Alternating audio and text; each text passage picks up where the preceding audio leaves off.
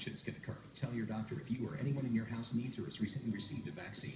In a medical study, most Stelara patients saw at least 75% clearer skin, and the majority were rated as cleared or minimal at 12 weeks.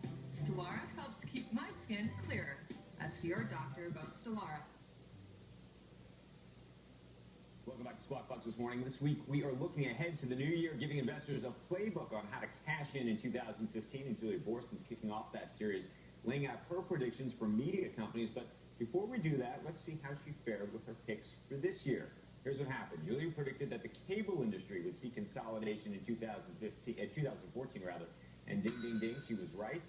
On that count, Comcast, of course, going after Time Warner Cable, and AT&T making that bid for DirecTV. She was also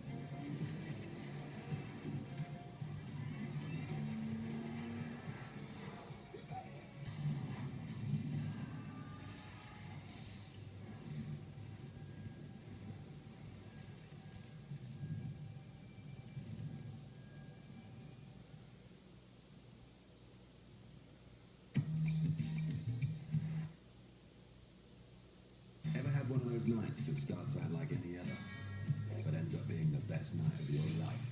I did. Our goal that night was simple: 12 pubs, 12 pints.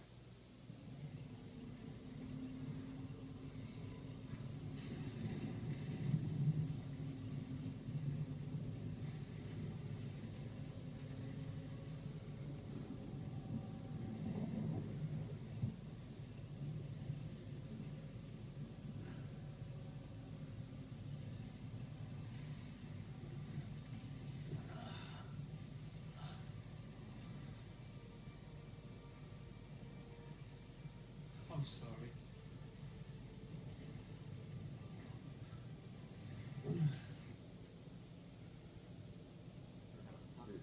To them.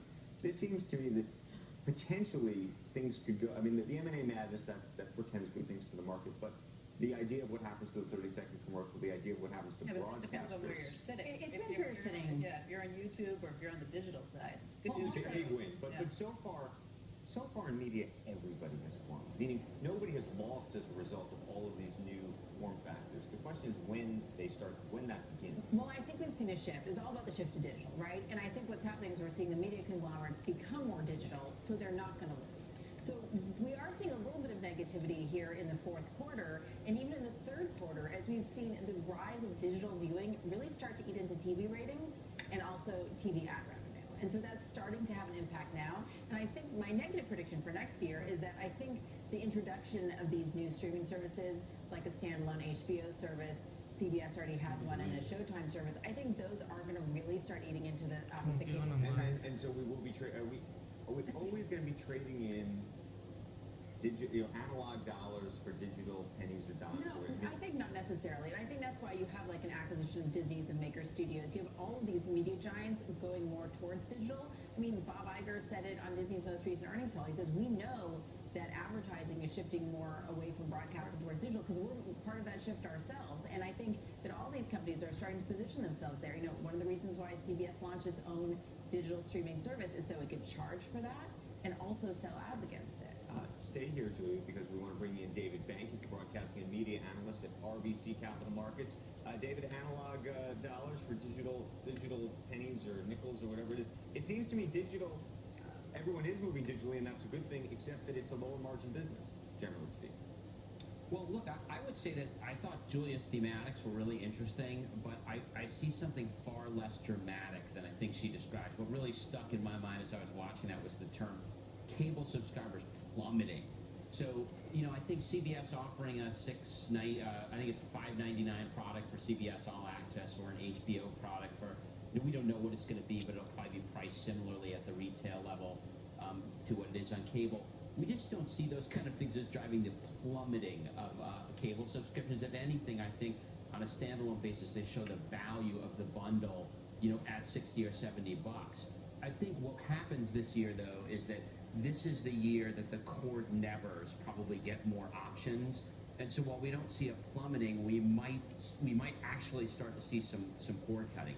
The advertising question, I'm sorry, advertising is a different question if you want to talk about that. Sorry. David, though, but okay, you cover all sorts of stocks. Who is then the big winner in all of that, and who are the losers if there are some? Look, to me, content, there's one constant in all this, right? To quote Sumner, content is absolutely king. And so, and I think, to me, the winner is the guy that owns the most content and is the clearest play on content, right? The clearest single pure play. And in big cap, the closest thing to that in TV, which is what we think all these digital services want, they're marginalizing theatrical, is probably CBX. That's how we look at that. We also think that if you move to an unbundled world, right? If you start busting the bundle apart, there's only one structurally undercompensated area in this. It's the broadcast networks, and so we think CBS has a lot of upside. And the loser, just so we know?